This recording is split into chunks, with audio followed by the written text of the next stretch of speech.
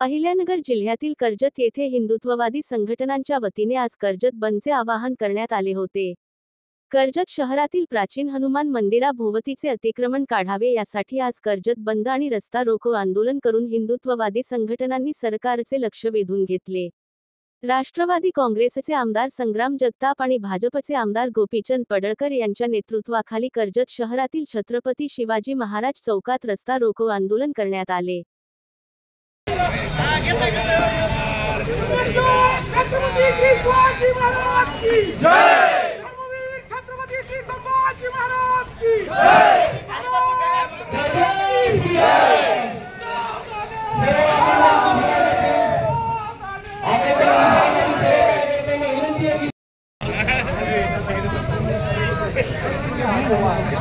अरे उठो पानी करना पड़े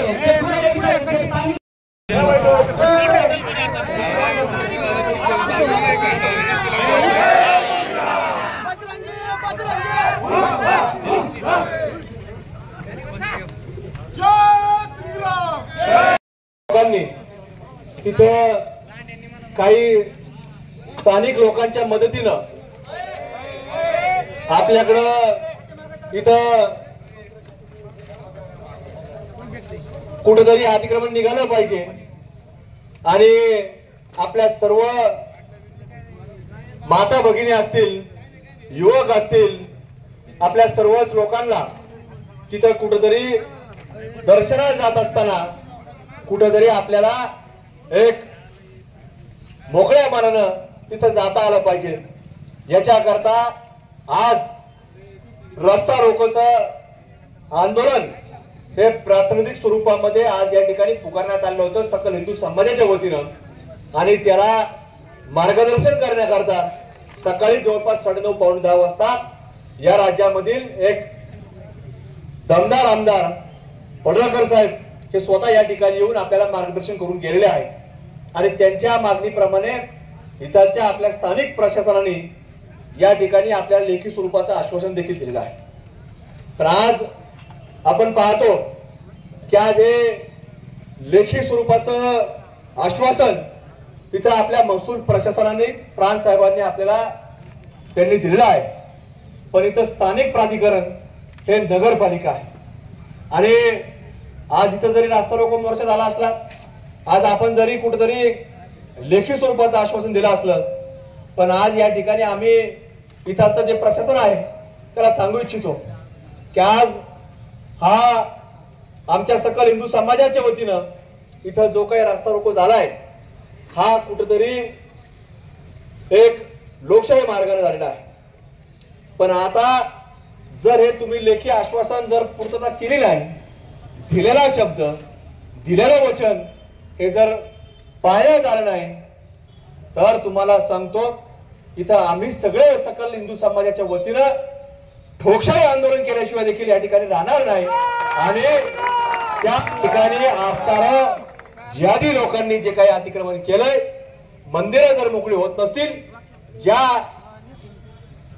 अहिल्यादेवी होळकरांनी जिथं जिथं मुघलांनी आपली हिंदूंची मंदिरं उद्ध्वस्त केली होती त्या ठिकाणी त्यांच्या कार्यकाळामध्ये त्यांनी त्या मंदिरांचा एक चांगल्या प्रकारे महाराष्ट्रात नाही तर महाराष्ट्राच्या बाहेर देखील जीर्णोद्धाराचा कार्यक्रम हाती घेण्यात आला होता आणि त्यांच्या जन्मभूमी असणाऱ्या या ठिकाणी जर असं होत असेल तर एक कदापि आमचा सर्व महाराष्ट्रातील असणारा हिंदू बांधव हे कुठे सहन करणार नाही आणि म्हणून आजचा हा फक्त लोकशाही मार्गाने झालेला एक वेगळा आपल्याला कुठतरी विनंती या ठिकाणी करण्याकरता आम्ही सगळे बांधव या ठिकाणी आलो। प्रशासनाला आम्ही सांगू इच्छितो की आता हे लोकशाही आहे आणि लोकशाहीमध्ये जर तुम्ही पाहिलं तर आज देशामध्ये आणि राज्यामध्ये दोन्ही ठिकाणी आज हे जे सरकार आहे हे तिरंग्याचा सन्मान करणारं सरकार आहे। आज हे सरकार जे आहे हे तिरंग्याचं रक्षण करणारं सरकार आहे आणि इथं जे लोक आज मंदिराचे कुठे अतिक्रमण करतात, स्वतःचा व्यवसाय करतात, घरं बांधतात, ही लोक हे तिरंग्याचे सन्मान किंवा त्याची आबरू राखण्याचं काम करणारे लोक नाही। तर आपण काश्मीरमध्ये पाहिलं की त्यांनी आपल्या लोकांना विचारलं तू कुठल्या जातीचा आहे, तू कुठल्या धर्माचा आहे? मग आपल्यातले लोक गेले, त्यांनी सांगितलं कुठला धर्म आहे आणि त्यांना त्यांचं उत्तर देखील दिलं. पण ते थांबणार नाही. आपल्याला पुढच्या काळामध्ये अशाच प्रकारे जर ते लोक जात विचारून जर आपल्याला गोळ्या घालत असतील तर अजूनही आपल्यातले जे भाईचारा पाळणारे लोक आहेत, हे भाईचारा जोपासणारे लोक आहेत, हे जे निवडणूक आली तर मता करता जे काही जोगा मागणारे लोक आहेत, त्यांनी कुठेतरी डोळे उघडले पाहिजे.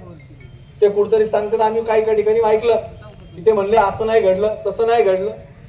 आता याचं कोण होती पाहायला? आता ज्या घडलं त्या लोकांनी तिला सांगितलं की आमच्या पुरुष मंडळीला विचारलं की काय जात आहे, काय धर्म आहे. काही जण तर तुम्हाला सांगतो त्याला ते कलमा पडायला लावलं, त्याला जर पडता आलं नाही त्याला गोळ्या घातल्या. म्हणजे इतकं सगळं हे भारत देशामध्ये घडत असताना कुठेतरी आज आपल्या प्रत्येक गाव खेड्यामध्ये शहरांमध्ये छोट्या मोठ्या वाडी वस्तीवर जर आपल्याला कुठेतरी याची जर जाण नसेल तर आपल्याला तुम्हाला सांगतो या देशामध्ये सुद्धा आपण राहू नये. पण आपल्याला आम्हाला सगळ्यांना आज कर्जत भागातील आमच्या सर्व विशेषतः हिंदू बांधवांना विनंती राहील की हा प्रश्न फक्त तालुक्यापुरता नाही, हा कर्जतच्या एखाद्या आपल्या नगरपालिका हद्दीतील शहरातला नाही, तर हा सकल हिंदू समाजाचा प्रश्न आहे. उद्याच्या येणाऱ्या आमच्या माय माऊलींचा रक्षणाचा विषय आहे, हा तिरंग्याच्या सन्मानाचा विषय आहे. आणि म्हणून आपण प्रत्येकाने याच्याकडे गांभीर्याने पाहिलं पाहिजे. आणि म्हणून आज प्रशासनाला देखील आम्ही सांगतो की आज या ठिकाणी आम्ही सगळेजण तुम्हाला जर सुरुवातीला सांगितलं लोकशाही मार्गाने आलेलो आहोत. लोकशाही मार्गाने आम्ही या ठिकाणी सगळे मंडळी इथं कायद्याचं पालन कुठेतरी आम्ही सगळ्यांनी केलं आहे. पण पुढच्या जर या तुम्ही सगळ्या गोष्टींची पूर्तता केली नाही, आमच्या जर सकल हिंदू समाजाची इथं कुठेतरी अवहेलना होत असेल, त्यांची जर तुम्ही कुठेतरी चेष्टा करत असाल तर तुम्हाला सांगतो ते शिवतला त्या झडपीतला किंवा तुमचा नगरपालिकेचा कोण अधिकारी असाल किंवा तुम्ही कोण असताल, तुम्हाला सांगतो वेळ प्रसंगी तुम्हाला देखील आम्ही तुमची जागा देखील दाखवल्याशिवाय राहणार नाही. हे देखील आज तुम्हाला आम्ही सांगतो आणि याच ठिकाणी आम्ही येऊन दाखवू. कसं तुम्ही मिटिंगाला नगरला येता, पण तिथं आम्ही काय करणार? आम्ही इथं येऊ. कारण तुमच्या सगळ्यांच्या मिटिंगा तिथं जिल्हा परिषद मध्ये असतात, कलेक्टर ऑफिस मध्ये असतात. कारण हा प्रश्न तुम्हाला सांगतो हा कुठलाही या वैयक्तिक विषय नाही, तर हा धर्माचा विषय. 14 एप्रिलला महामानव डॉक्टर बाबासाहेब आंबेडकरांची जयंती होती आणि 13 तारखेला देखील ज्या वेळेला संभाजीनगर सारख्या ठिकाणी ज्या वेळेला तिथं जयंतीचे पोस्टर लावण्याचं काम सुरू होतं, तर एक जिहादी तिथं आला आणि त्यांनी काय केलं त्याचं सुद्धा आमच्याकडे व्हिडिओ आहे. म्हणजे त्यावेळेस देखील आपल्यातले काही लोक शांत बसतात की ज्या बाबासाहेबांनी ह्या देशामध्ये प्रत्येक व्यक्तीला कुठेतरी आपल्याला प्रत्येकाला अधिकार दिला, घटनेच्या माध्यमातून दिला, तर त्या बाबासाहेबांना सुद्धा हे मानायला तयार नाही, त्या तिरंग्याला मानायला तयार नाही. ते फक्त मानतात तर तो फक्त जिहाद मानतात. आणि तो मग कुठलाही असो, तो लव्ह जिहाद असो, लँड जिहाद असो, किंवा आपण पाहिलं की तिथं कलमा नाही पडता आले तर मर्डर जिहाद सुद्धा त्या ठिकाणी त्या लोकांनी केला. पण याच्या बाबतीमध्ये आपण सर्वांनी आता आज कुठेतरी आपण खबरदारी घेतली पाहिजे. आणि म्हणून आजचा जो काय आपला राष्ट्र रोको होता, सकल हिंदू समाजाच्या सगळ्या मान्यवरांनी पडळकर साहेब या ठिकाणी आल्यानंतर त्या सगळ्या आपण निवेदन स्वीकारलेलं आहे, मागण्या आपल्या प्रशासनाने मान्य केलेल्या आहेत. पण आज इथं हा विषय थांबणार नाही. जोपर्यंत तुम्ही ते अतिक्रमण काढणार नाही तोपर्यंत याच्या ठिकाणी हा संघर्ष, याचा पाठपुरावा आणि हा प्रश्न आम्ही सातत्यानं हा राज्य सरकार बसून तर आपल्या कर्जत नगरपालिकेपर्यंत हा या ठिकाणी ज्वलंत ठेवण्याचं काम आमच्या वतीने केलं जाईल. त्यामुळे आपण सर्वांनी, प्रशासनाच्या सर्व लोकांनी याची गांभीर्याने दखल घ्यावी आणि याच्या बाबतीमधला कुठतरी एक योग्य तो न्याय आमच्या सकल हिंदू समाजाच्या माता भगिनींपासून आमच्या युवकांपर्यंत आपण द्यावा, अशी एक या ठिकाणी आपल्याला आग्रही भूमिका, आग्रही मागणी या ठिकाणी आपल्या सर्वांना करतो. आणि आज आमचे उपोषण करते